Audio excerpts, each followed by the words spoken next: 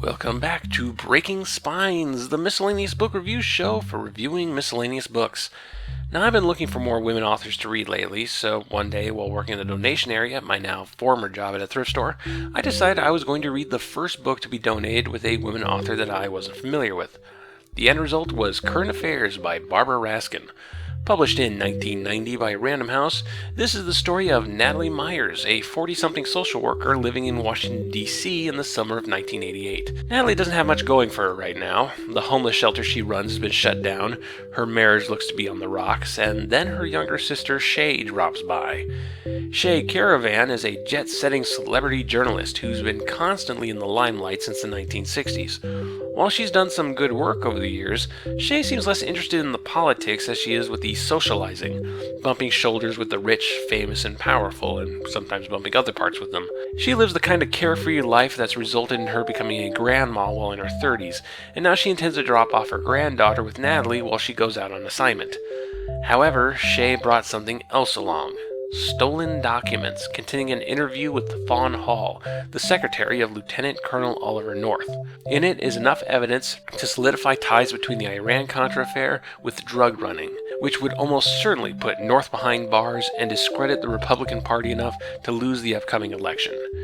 Shay, more interested in spending a day at the pool than the political implications of all this, leaves the documents in Natalie's car. The car is promptly stolen. Shay can't stick around, leaving Natalie to deal with this mess. Finding the car is the easy part. How to deal with these documents is another problem entirely. People want these documents. Shady folk who aren't afraid to hurt people. Can Natalie keep herself and her grandniece safe? And wow, that description makes this book sound way more like a thriller than it actually is. There isn't much in the way of action and suspense here. Instead, Current Affairs focuses its energy on two things: being an alternate history what-if book on the Iran-Contra affair, and being an extensive character piece for our narrator, Natalie Myers. Natalie's default mode of first-person narration is to describe what's happening, then compare it to something else, usually a historical event or pop culture item, and then directly tell us how this affects her emotionally. You don't go 2 sentences in this book without learning something about Natalie's past, her personality, her tastes in art and media, her relationship with the people around her, and the general sway of her emotions. Her emotions, by the way, are always dialed up to 11, and she's prone to mood swings, so there's a lot of emotional whiplash in this book. And that's just through the narration. There are points in this book where the story will stop dead so that Natalie can describe her scrapbook. She'll be talking to someone and suddenly go, "Oh wait, that reminds me of something in my scrapbook." Then the story stops so that Natalie can describe a photo, a newspaper clipping, an award she won, etc., and then give us the backstory of that item, sometimes slipping into full-blown flashbacks. Sometimes these interruptions get so thick that a conversation that would last a page and a half takes 10. None of this is a complaint, by the way. I actually found all of this very endearing. None of Natalie's history is given in chronological order, and when you mix that with her habit of being constantly referential to politics and pop culture, and then filter it through big emotions, and you have one of the best examples of a stream of consciousness narrative this side of Tristram Shandy. This book has a voice, a very distinct voice. A voice that I could actually see getting on some people's nerves. The best comparison I could think of is, imagine if Aaron Sorkin and Joss Whedon co-wrote an episode of Ally McBeal. If that sounds like the worst thing ever, then there's a solid chance Current Affairs might annoy you. I personally found it very endearing, even after realizing I probably wouldn't like Natalie in real life that much. One thing I was not expecting is how little her sister Shay is actually in this book.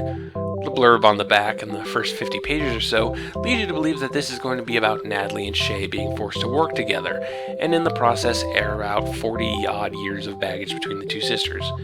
Maybe Shay will start thinking about other people more often, and maybe Natalie will realize Shay isn't so bad, but nope. Shay hops on an airplane less than a third of the way in and only shows up for one small scene near the end. Shay's shadows all over Natalie's personal history, and Shay's the reason the plot exists in the first place, but you could almost cry false advertising on how little Shay is actually in it. The book's weirdest creative decision. Which brings us to the politics. Every single character, save for the grandniece of course, is involved in politics. Current Affairs supporting cast is full of politicians, journalists, lawyers, activists, bureaucrats, and law enforcement. So every interaction, every conversation is at least partially about, well, current affairs, namely Iran-Contra and the upcoming presidential election between George H.W. Bush and Michael Dukakis. The late Barbara Raskin was herself a journalist, a Senate speechwriter, and a Vietnam War protester, so she brings some very multifaceted views into the book, even if it does sometimes just boil down to Democrats rule, Republicans drool. Race politics and gender politics get some lip service too. Natalie starts up an uneasy relationship with a black detective, and both Natalie and Shay are second-wave feminists. So yeah, if you have certain political triggers, this book may not be for you. The centerpiece to it all is the what-if scenario involving Iran-Contra. What if there was a smoking gun document that would solidify the guilt of those involved? I don't really have the time here to summarize the Iran-Contra affair, for those of you too young to remember, but let's just say a lot of people who would have paid for what they didn't, because many incriminating documents were either destroyed or kept classified. So a surviving, leaked, incriminating document right before the election would be a pretty big deal. Perhaps Barbara Raskin was being a little too hopeful here, where the end result is Oliver North in jail and Dukakis as president, but I couldn't help but get swept up in all that hopefulness.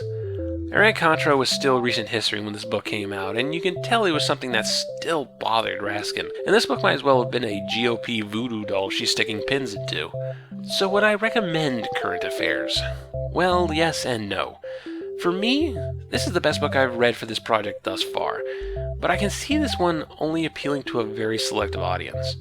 You have to not be bothered by heavy-handed politics, and you have to not be bothered by Natalie's emotional narrative voice. If you can get past those, then the book might really hook you like it did me. Oddly enough, if I was reviewing this around the time it came out in 1990, I might have been colder to it. It would have seemed like a book written by a liberal sore loser. But in the 25 years since, this book has kind of aged like a wine. We're at a point where everyone might be due to revisit Iran-Contra. People who were adults back then might read this book and get hit with some serious nostalgia. People who were kids then might read this book and go, "Oh, so that's what the grown-ups were on about." And younger people who weren't born then might read this and get a major history lesson. Out of all the books I've covered thus far, Current Affairs is the one I want to see get rediscovered. Well, thank you for watching, and keep on breaking spines.